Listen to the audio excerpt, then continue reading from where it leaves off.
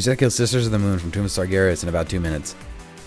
We're going to be lusting at either the pull or the end of the fight depending on if we need it, and despite looking like a council fight, it is actually single target.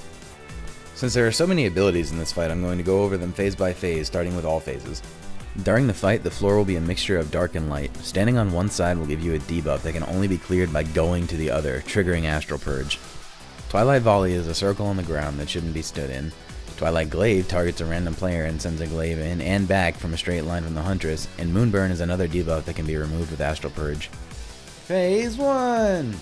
Shadow Shot is quick, moderate damage from an arrow. Incorporeal Shot is an Ursoc-like arrow where at least some raid members must stand between the target and the boss. Moonglaive bounces between up to 3 players, so spread out away from the tanks and tank swap when this happens. The Moonglaive debuff can be removed with Astral Purge, and Lunar Strike is basically another Shadow Shot but more moon themed. Phase 2! Rapid Shot is a series of shadow shots focused on one player, so healers watch out for this. Call Moon Talon is an ad that, when reduced to low health, will begin to do raid-wide damage and must be killed as soon as possible. Spectral Glaive is just like Moonglaive without the debuff, so try to be spread out.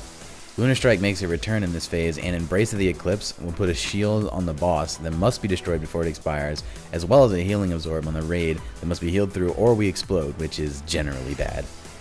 And now it's time for phase 3, aka the oh my god there is so much stuff on the ground, what do? My raid leader is yelling at me and I do not know why, please help phase, conveniently abbreviated to Shadow Shot as well as Spectral Glaive makes a return in phase 3.